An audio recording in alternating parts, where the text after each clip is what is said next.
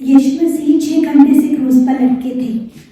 दोपहर से लेकर 3 बजे तक अंधकार छा गया था, जैसे लूका 23:44 वर्स में लिखा है, जो पाप पर परमेश्वर का न्याय दर्शाता है। मृत्यु से ठीक समय पहले यीशु ने ऊंची आवाज से पुकारा, लेकिन ये जो पुकार थी, it was not in defeat, ये पराजय की पुकार नहीं थी। ये जो पुकार थी विक्ट्री की थी, विजय की पुकार थी। और जिस पुकार ने पूरे का पूरा जो प्रभु यीशु मसीह ने जो 7 कलमे बोले थे, उसका सबसे लास्ट ये कलमा था। इस कलमे के ऊपर मैं थोड़ा सा रोशनी डालना चाहती हूँ, छोटी छोटी बारीकियाँ बताना चाहती हूँ। लूका 23:46 वर्स में लिखा है, यीशु ने बड़े शब्द से पुकार कर कहा, हे पिता, मैं अपनी आत्मा तेरे हाथों में सौंपता हूँ। ये कहकर उसने अपने प्राण त्याग दिए। यहाँ पे बहुत से नए लोग हैं और बच्चे भी हैं, तो प्रोविजन हो जाएगी। प्रभु यीशु मसीह ने ये जो वाक्य था, ये जो वाणी थी, ये जो कलमा था, जो 7 सेइंग थी, ये कब बोला? ये घटना शुक्रवार दोपहर लगभग 3 बजे घटी, जब यीशु को क्रूस पर चढ़ाया गया था। कहाँ? वेर? किस जगह? गोलगथा नामक स्थान पर, जिसे कैलवरी भी कहते हैं, जो यरूशलेम के बाहर पहाड़ी जैसा स्थान था, जिसका अर्थ है खोपड़ी का स्थान। क्या हुआ था उस समय? What happened? यीशु ने ऊंचे स्वर में पुकार कर कहा, हे पिता, मैं अपनी आत्मा को तेरे हाथों पे सौंपता हूँ। फिर उन्होंने अपनी इच्छा से अपने प्राण को त्याग दिए। क्यों? वाई? किस लिए हुआ? यीशु ये दिखाना चाहते थे कि वे अपनी आत्मा को परमेश्वर को सौंपते हैं, यानी वे पूर्ण विश्वास और समर्पण में मरते हैं। बच्चे संहिता 31:5 में हम देख सकते हैं, जिससे पता चलता है कि उनकी मृत्यु की योजना के तहत और विश्वास में हुई। क्या रीजन क्या था? कारण क्या था? ये बल यीशु मसीह के बलिदान की पूर्णता को दर्शाता है। उन्होंने मनुष्य के पापों को अपने लिए जान दी। ये भी स्पष्ट करता है कि यीशु ने जानबूझकर, प्रेम पूर्वक और अपनी इच्छा से प्राण दिए। उन्हें किसी ने जबरदस्ती नहीं मारा। बहुत से अलग अलग इसके ऊपर रीजंस आते हैं कि क्या कारण था कि प्रभु यीशु मसीह को सलीब पर चढ़ाया गया, लेकिन इसके 2 मुख्य कारण हैं। पहला कारण है स्पिरिचुअल। यीशु मसीह को इसलिए क्रूस पर चढ़ाया गया ताकि वे संसार के पापों का मोल चुका सकें। परमेश्वर की योजना के अनुसार पापों की क्षमा के लिए एक निर्दोष बलिदान की आवश्यकता थी। जैसे हम बाइबल में पढ़ते हैं तो बहुत सी बलियां होती थी, लेकिन कोई बलि ऐसी नहीं थी जिससे हमें छुटकारा मिल सके। पुराने नियम में केवल निर्दोष और निष्कलंक मेमनों को बलिदान के रूप में स्वीकार किया जाता था। ये सभी प्रतीक थे यीशु मसीह के लिए, जो परमेश्वर के मेमने थे। केवल उनके पवित्र और पाप रहित लहू से संसार के पाप धोए जाते हैं। इब्रानियों 9:14 में लिखा है, यीशु मसीह जो निर्दोष थे, उन्होंने बलिदान बनना स्वीकार किया। यीशु मसीह ने हमारे और परमेश्वर के बीच जो टूटा हुआ संबंध था, उसको जोड़ने के लिए अपनी इच्छा से अपने प्राण दिए। ये पहला कारण था, जो स्पिरिचुअल रीजन था। दूसरा कारण था हिस्टोरिकल या पॉलिटिकल। हम एक रीजन, एक कारण बोल सकते हैं। यहूदी धार्मिक नेताओं को यीशु की शिक्षा और लोकप्रियता से जलन हो गई थी। उन्होंने यीशु पर निंदा का आरोप लगाया, क्योंकि उन्होंने स्वयं को परमेश्वर का पुत्र कहा। रोमी शासक पिलातुस ने लोगों को शांत रखने के लिए यीशु को क्रूस पर चढ़ाने की अनुमति दी, जबकि उसने यीशु को निर्दोष पाया। अब हम इससे पहले कि इस कलमे के ऊपर मैं थोड़ा सा और आपको और बारीकियाँ बताऊँ, एक बहुत अच्छी चीज़ है। हम जब पहला कलमा पढ़ा कि हे पिता ने माफ़ कर, वो था अ वर्ड ऑफ फॉरगिवनेस, वो माफ़ी का था। दूसरा कलमा जब पढ़ा, वो था अ वर्ड ऑफ सैल्वेशन का, उद्धार का। जब तीसरा कलमा पढ़ा, वो था वर्ड ऑफ केयर और रिलेशनशिप का। जब चौथा कलमा पढ़ा, वो कलमा था त्याग का, छोड़ दिया। पांचवा कलमा पढ़ा, वो कलमा था कष्ट और सफरिंग का। छठवां कलमा था अ वर्ड ऑफ विक्ट्री, जय का। जो छठवां कलमा है वो है विश्वास और समर्पण का। तो आइए हम इस छठवें कलमे के ऊपर थोड़ा सा ध्यान देते हैं कि छठवें कलमे में जब प्रभु यीशु मसीह बोलते हैं कि हे पिता, मैं अपनी आत्मा तेरे हाथों में सौंपता हूँ, वो क्या कहना चाह रहे हैं? सबसे पहला पॉइंट, पिता मैं अपनी आत्मा तेरे हाथों में सौंपता हूँ, ये है अ रिटर्न ऑफ रिलेशनशिप। कैसे हुआ? कुछ समय पहले यीशु ने कहा था, पहले कलमे में क्या कहा था? हे मेरे परमेश्वर, है मेरे परमेश्वर, तूने मुझे क्यों छोड़ दिया? शुरुआत इस कलमे से हुई थी और ये कलमा दर्शाता है जो पाप के कारण एक दूरी को दर्शाता है, जिसका मैथ्यू 27:46 वर्स में दिया। लेकिन ये जब लास्ट वर्स में जो प्रभु यीशु मसीह बोलते है पिता मैं अपनी आत्मा तेरे हाथों में सौंपता हूँ, ये दर्शाता है कि वो दूरी अब खत्म हो गई है, पाप का मूल्य चुका दिया गया है, अब वे फिर से पिता के साथ एकता में है। अगर प्रभु यीशु मसीह नहीं आते तो शायद हम पिता युवा के साथ फिर से हमारा रियूनियन नहीं होता। मतलब कि मुझे इतना अच्छा रेवलेशन लगा इस 7वें कलमे का कि जब पहला कलमा स्टार्ट हुआ, एक दूरी थी, एक दीवार थी, जिस दीवार को कोई दूर नहीं कर पा रहा था। पुराने नियम में बहुत से नबी आए, मूसा आया, दानियल आया, एलिया आया, अब्राहम आए, बहुत से नबी आए, बहुत से बल्ले चढ़ी, लेकिन कोई भी इस दीवार को तोड़ नहीं सका। लेकिन जो प्रभु यीशु मसीह आए वो इस दीवार को तोड़ पाए। कहते आई कमिट माई स्पिरिट, मैं अपनी आत्मा तेरे हाथों में सौंपता हूँ। सौंपने का क्या मतलब है? संपूर्ण भरोसे के साथ समर्पण करना।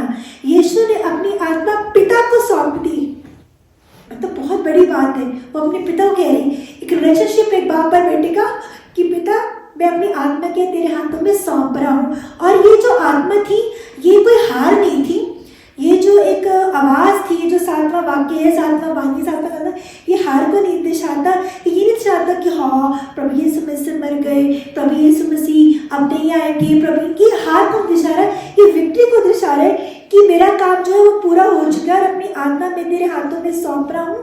उनकी आत्मा छीनी नहीं गई, उन्होंने अपनी इच्छा से अपनी आत्मा को दिया है, जो यूहन्ना 10:18 में लिखा है। उनके शब्दों का क्या अर्थ है? आत्मा, उनके शब्दों का क्या अर्थ है? पहला है फादर, पिता, मतलब जो रिलेशनशिप है वो क्या हुआ? रिस्टोर हुआ है। इनटू योर हैंड्स, तेरे अपनी आत्मा तेरे हाथों में सौंपता, उसका मतलब है सरेंडर एंड सेफ्टी, में समर्पण और सुरक्षा। आई कमिट माई स्पिरिट, जो अथॉरिटी और पीस को दर्शाता है। आगे हम देखिए, उन्होंने अपनी इच्छा से ही मृत्यु ली। यीशु मसीह ने अपने प्राण छोड़ दिए, उन्हें जबरदस्ती नहीं मारा गया। उन्होंने पहले ही यूहन्ना 10:18 में कहा था, कोई उसे मुझसे नहीं लेता परंतु मैं उसे आप ही देता हूँ। ये स्पष्ट करता है कि उन्होंने अपनी इच्छा से हमें बचाने के लिए अपने प्राण दिए थे। प्रभु यीशु मसीह को कोई फोर्स नहीं किया गया था, लेकिन उन्होंने अपनी इच्छा से अपने पिता के कार्य को पूरा किया। परमेश्वर पर विश्वास, भयंकर पीड़ा में भी यीशु ने अपनी आत्मा को पिता के हाथों में सौंपा। ये विश्वास और समर्पण का अद्भुत उदाहरण है। हमें भी अपने परिस्थितियों में परमेश्वर पर विश्वास करना सीखना चाहिए। उद्धार का मार्ग, इस कार्य के द्वारा यीशु ने अनंत जीवन का मार्ग खोल दिया। जैसे उनकी आत्मा पिता के पास गई, वैसे ही जो यीशु पर विश्वास करते हैं वे भी मृत्यु के बाद परमेश्वर के साथ होंगे। प्रभु यीशु मसीह ने एक मॉडल सेट किया, एक उदाहरण सेट किया विश्वासियों के लिए, कैसे विश्वास में जी सकते हैं और मर सकते हैं। उनके अंतिम शब्द डर के नहीं बल्कि पूर्ण भरोसे और विश्वास के थे। हमें भी वैसे ही विश्वास रखना है। Victory not defeat. उनकी मृत्यु ये अंत नहीं थी, ये पाप, मृत्यु और शैतान पर विजय की शुरुआत थी। है पिता दर्शाता उनका कार्य पूरा हो गया। इस सारे प्रोसेस में अगर किसी का बहुत मेजर रोल रहा है तो वो मैं थोड़ा सा आपको डाइवर्ट करना चाहती हूँ। मेरे पास 5 मिनट है। मेजर रोल अगर किसी का रहा है तो वो रहा है पवित्र आत्मा का।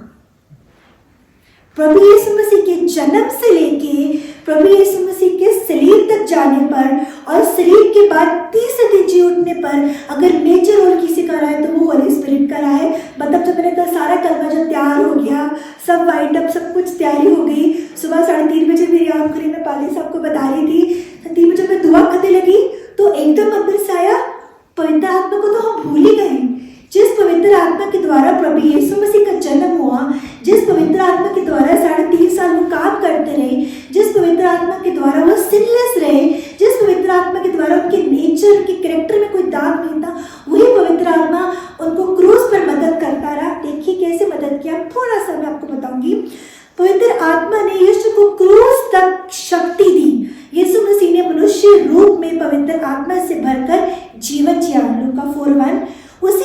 की समझ से उन्होंने पीड़ा से ही क्रूस तक का मार्ग पूरा किया। पवित्र आत्मा के बिना कोई भी मनुष्य पाप का ऐसा भार नहीं उठा सकता था, पर पवित्र आत्मा ने यीशु मसीह को अंतक शक्ति दी। अगर हम बोले कितना हम सबके गुनाह, हमारे पाप, हमारे कर्सेस, हमारे दुखों को, तकलीफों को, बीमारियों को, परेशानी को, एज ए ह्यूमन अगर हम लोग बोले हमें खुद एक कांटा चुभता है, हमें कितनी तकलीफ होती है, तो प्रभु यीशु मसीह जब एज ए ह्यूमन इस धरती पर आए, जो वो सह रहे थे, it was because of the help of the Holi spirit.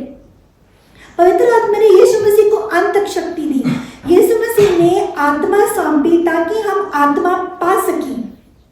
यीशु मसीह ने अपनी आत्मा दी और हम कैसे आत्मा पा सकें? हम प्रेरितों का जो दूसरा अध्याय पढ़ते हैं, यीशु मसीह ने अपनी आत्मा पिता को सौंपी और फिर पवित्र आत्मा हम पर उंडेला गया। प्रेरितों दूसरा अध्याय। यदि यीशु मसीह ने आत्मा ना सौंपी होती तो पवित्र आत्मा का आगमन संभव नहीं होना था, क्योंकि प्रभु यीशु मसीह के आने से पहले हमारे पास कोई गाइडेंस नहीं थी, कोई डायरेक्शन नहीं थी। लेकिन प्रभु यीशु मसीह के जाने के बाद हमें डायरेक्शन और गाइडेंस चाहिए थी, और वो सिर्फ पवित्र आत्मा के द्वारा हो सकी। यीशु मसीह का साथी आत्मा मृत्यु तक साथ था। अगर यीशु मसीह का कोई साथी था, कोई कंपेनियन था, कोई बोल सकते उनका जो दोस्त था, वो सिर्फ पवित्र आत्मा था। यीशु का जीवन पवित्र आत्मा के साथ प्रारंभ हुआ और उसी के सामर्थ से क्रूस तक पहुंचा। इब्रानियों 9:14, उसने अपने आप को शुद्ध आत्मा के द्वारा परमेश्वर को चढ़ाया। क्रूस पर भी यीशु अकेले नहीं थे, पवित्र आत्मा उनके साथ था। पवित्र आत्मा ने क्या अर्पण किया? यीशु का बलिदान केवल शारीरिक नहीं था, पर एक आत्मिक अर्पण था। क्रूस दर्शाता है वेदी को, यीशु मसीह दर्शाते हैं याजक और बलिदान को, पवित्र आत्मा दर्शाता है अग्नि को, एक पूरा जो एक सैक्रिफाइस हुआ। पवित्र आत्मा ने उस बलिदान को परमेश्वर तक पहुंचाया। और पवित्र आत्मा ने क्या किया? पवित्र आत्मा सौंपी गई, पर पवित्र आत्मा सक्रिय रहा। यीशु ने अपनी मानव आत्मा को परमेश्वर को सौंपा, लेकिन पवित्र आत्मा कार्य करता रहा। प्रभु यीशु से जब स्लीप के ऊपर थे 7वें कदमे पर, लिटली 3 बजे के आसपास जब उन्होंने शब्द बोले, उसके बाद पूरा उनकी जो आत्मा थी वो पिता यहोवा के पास चली गई थी। लेकिन पवित्र आत्मा तब भी कार्य कर रहा था। कैसे उसने कार्य किया? मंदिर का पर्दा फट गया, पृथ्वी कांपी, कब्रें खुली। आत्मा मृत्यु से नहीं रुका, पर अब वह पुनरुत्थान की तैयारी कर रहा था। The power of Holi spirit. आत्मा ने अंधकार में भी विश्वास बनाए रखा, जैसे कि स्टैनली भाई ने बताया कि अंधकार में भी जो पूरा था, प्रभु यीशु मसीह दुख और तकलीफ में भी थे, और वो अंधकार में क्या था? प्रभु यीशु मसीह ने उस अंधकार में हमारे सारे कर्सेस को, हमारे सिंस को, हमारे दुखों को, तकलीफों को, बीमारियों को अपने ऊपर ले लिया था, कवर अप कर लिया था, ताकि हम उस चीज को देख ना सके। जब यीशु ने कहा है पिता, तो उन्होंने अंधकार में भी विश्वास किया। ये विश्वास मानव शक्ति से नहीं, आत्मा के फल से था। पवित्र आत्मा यीशु के कार्य कर रहा था, उन्हें पिता पर भरोसा बनाए रखने की सामर्थ दे रहा था। हमारे जीवन में कई बार अंधकार आता है, लेकिन हम क्या करते हैं? जब यीशु मसीह को पुकारते तो हमें क्या देता है? शक्ति देता है, और उस ड्यूरेशन में पवित्र आत्मा हमारी मदद करता है। पर्दा फटा, आत्मा सब में आ सकता था। लूका 23:45, मंदिर का पर्दा फट गया। ये संकेत था अब परमेश्वर की उपस्थिति सबके लिए खुली है। जब प्रभु यीशु मसीह स्लीप पर चढ़े थे, ओपन इन्विटेशन था सबके लिए। अब पवित्र आत्मा मंदिर में नहीं, हृदय में वास करेगा।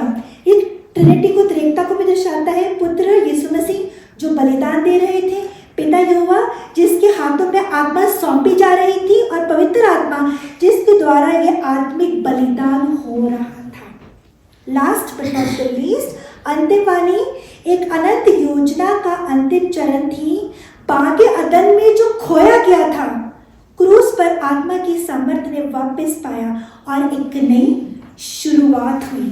और आज हम सबके लिए बहुत बड़ा एक फैसला है। जब भी हम दुख या संकट में हो, हम कह सकते हैं कि पिता, अपना जीवन तेरे हाथों में सौंपता हूँ।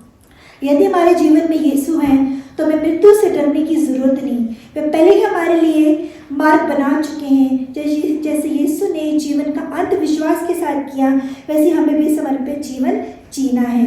और जो 7वां कर्मा है, ये हमें ये सिखाता है कि कोई भी परिस्थिति आ जाए, प्रभु यीशु मसीह ने जब शुरुआत की तो भी वो पवित्र आत्मा के साथ है, बहुत पवित्र आत्मा की गाइडेंस के साथ चलते रहे। और जब वो सलीब के ऊपर भी थे, तभी पवित्र आत्मा को क्या किया? उनको गाइड किया, वो सरेंडर कर सके, आखिरी समय पर भी वो विश्वास कर सके।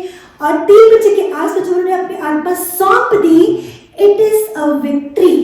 ये एक जीत को दर्शाती है, एक हार को नहीं दर्शाती है, ये एक एंड को नहीं दर्शाती, एक बिगनिंग को दर्शाती है, ये मृत्यु को नहीं दर्शाती है, जीवन को दर्शाती है।